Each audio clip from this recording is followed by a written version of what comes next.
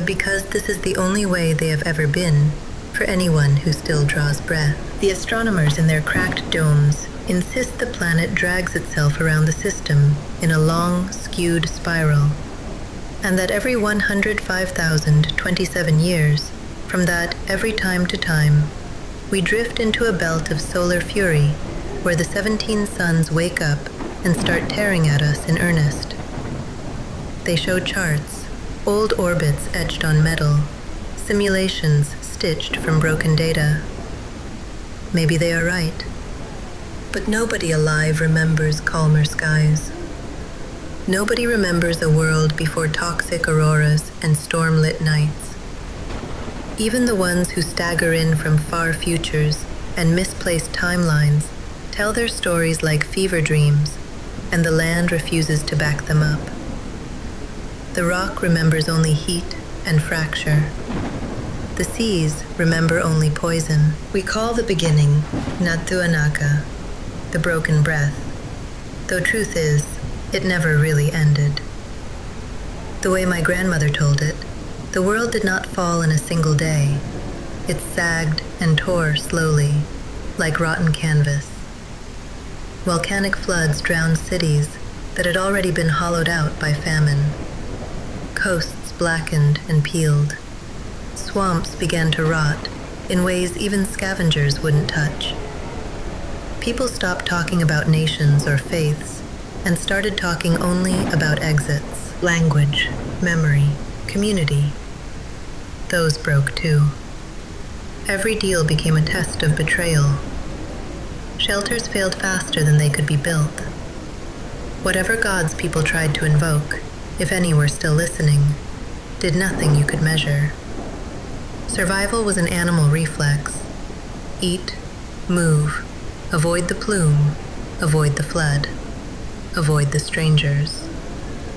Endurance without hope was not a phase. It was the default state of being. After a while, people noticed something simple. Standing still killed you faster than moving. That's when the songs began. You've heard fragments, half melodies the caravans still hum on bad nights. They weren't poetry. They were compressed geography. A note for the safe side of an old overpass. A shift in rhythm for a poisoned creek.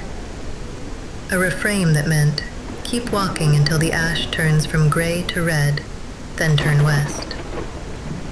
People floated through ash-choked basins and flooded ruins, moving with the wind, with the tides, with any pattern that didn't stop.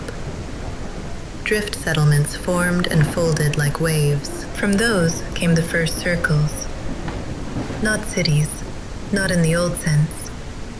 Just places where the exhausted clustered, tied together by drums, collapsible shelters, chemical bound not by ideology, but by shared fatigue. Stay, they said, just long enough to breathe, then move again. Of course, some circles did not move. They thickened. Walls stayed up longer. Resin and slag hardened into something like permanence. Relay towers appeared, strung together from scavenged turbines and homemade batteries. Kinetic electric nets crept across hill lines and old highways. People started writing less in books and more in pulses transmitted between towers. They called the keepers of those systems scribes, but they were more like accountants of survival, balancing flow, charge, calories, convoys. No central governments grew out of that. Just layered systems on top of older systems, none fully understood, all patched and optimized because someone saw a way to squeeze a few more hours out of a dying grid. Original designs were buried under generations of blind adjustment. Nobody remembered what the base code of survival looked like. They only knew the latest patch. Eventually, those modular settlements became something worse. Siege engines you could live inside. You've seen the remains. Forted rings with rail lines, gun stacks, and chemical trenches, all rotating around a core like gears in a nervous system. Cities that didn't just defend themselves, they projected force, grew their own armies, cybernetic infantry, chemical belts, automated kill zones, trench networks that forgot what they had been built to protect. By then, command and consequence had divorced completely. A relay decision at one end of the continent could send a convoy into a death fog at the other, and no living hand felt the weight of the choice. Optimization drift, the scribes call it. Systems upgrade why they behave the way they do. The wars of that time weren't really decided by leaders, just by feedback loops gone feral. That's the world you inherit. Not a conquered planet, just one that devoured itself slowly, the way rust devours metal, the way addiction devours memory. But the land didn't break evenly. It never does. Across what used to be the local crackpot basin, don't bother looking for a clean shoreline. It's all fractures and false bays now. Survival hardened into what we call the homelands. Not empires, not even stable cultures. Just shapes carved into people by the environments that refused to let them go. None of these people had their story ended by a decisive battle. They were exhausted. By chemistry, by drift, by the simple arithmetic of resources versus time. They adapted until the adaptation itself became a trap, and then they sank quietly into the background noise of the planet. From those times, survivors collected what could, and then from them rose what we know today as the Formation, Sirocco, and the damn rats. I could speak volumes about the planetary population, flora, and fauna, but the problem is, we don't know. Instruments are failing, and the least the ones that manage to thrive, they already build large empires and fought terrible wars. At least that is what they tell others. All we see is a torn landscape and the endless megacities that stand in what some insist is another peak. Major solar activity, flares that stretch wider and angrier than any recorded in the surviving data. Maybe the cycle is cresting again. Maybe we are just one more tiny large. Our language can't hold it. We meet people sometimes, confused, ragged, their gear out of sync with local tech, their stories even more so.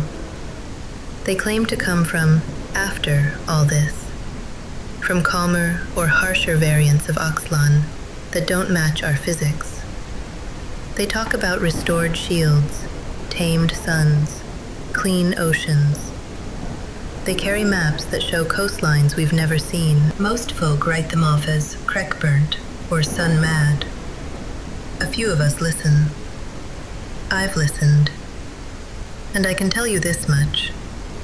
The land does not remember what they describe. The strata hold only layers of collapse, ash, melt, chemical stain, bone.